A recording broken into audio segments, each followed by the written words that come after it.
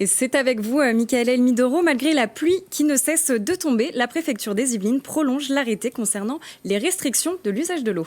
Et oui, Gabriel, et ce jusqu'au 31 décembre, la sécheresse exceptionnelle de l'hiver 2022 et de l'été 2023 a entraîné une vidange des nappes phréatiques. La nappe de Bréval, par exemple, du côté de Mantes-la-Jolie, est toujours en situation de crise.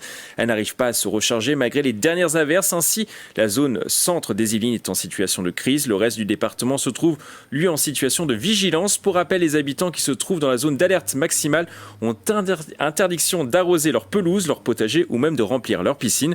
Je pense que ça devrait aller en ce moment. On n'en a pas vraiment besoin, hein, Gabriel. Oui, effectivement, en ce moment, ça devrait aller. Ça devrait Direction Coignères maintenant, où l'implantation d'un pylône est contestée. Il s'agit d'un pylône de 18 mètres de hauteur de la société Free-Mobile. Son objectif, assurer une meilleure couverture réseau. Cependant, le maire de la commune, Didier Fischer, conteste son implantation car ce dernier se trouverait à proximité d'une crèche. Le maire a également déclaré « Nous ne nous opposons pas au projet de Free-Mobile. Néanmoins, par principe de précaution et afin de préserver la qualité paysagère, nous avons refusé le lieu d'implantation proposé. » Malgré plusieurs discussions avec la ville, l'opérateur ne souhaite pas revoir l'emplacement de ce pylône. Free-Mobile a donc engagé un recours au tribunal administratif de Versailles.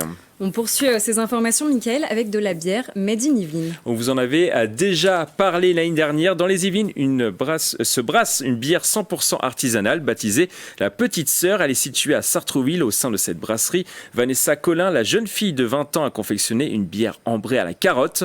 Et attention, Gabriel, grâce à cette recette, elle est devenue la meilleure apprentie brasseuse de France. C'était à l'occasion de la 11e cérémonie des Rabelais, des jeunes talents de la gastronomie.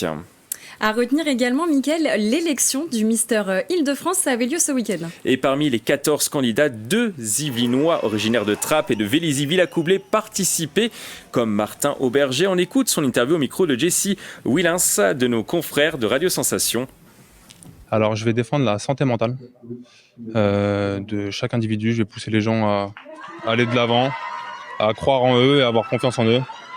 Donc, on va voir ce que ça va donner. C'est finalement Rémi Ducrot qui a été sacré le plus beau garçon de la région. Mais alors, qui est Rémi Ducrot, Gabriel ? C'est un Parisien originaire du Nord. Il tentait pour la seconde fois d'accéder au titre régional. Le jeune homme de 27 ans est gestionnaire d'actifs immobiliers pour une grande enseigne française de bricolage et de décoration. On écoute sa réaction. Déjà, je peux dire que je suis très fier de représenter notre belle région, l'Île-de-France. J'espère que je serai à la hauteur. Moi, la cause que je choisis de défendre, c'est la lutte contre le harcèlement scolaire. On a encore beaucoup trop de personnes en France qui subissent ça aujourd'hui en 2023. Et pour moi, c'est pas normal. Faut qu'on arrive à dépasser ça et à aider tout le monde. Passionné de natation et de musculation, il a désormais quelques mois pour se préparer pour l'élection nationale de Mister France 2024. Elle aura lieu le 17 février à Rueil-Malmaison dans les Hauts-de-Seine. Merci beaucoup, Michael, pour toutes ces informations. Et si vous aussi, vous voyez une information ou une image qui retient votre attention, n'hésitez pas à nous la partager avec le hashtag 78news.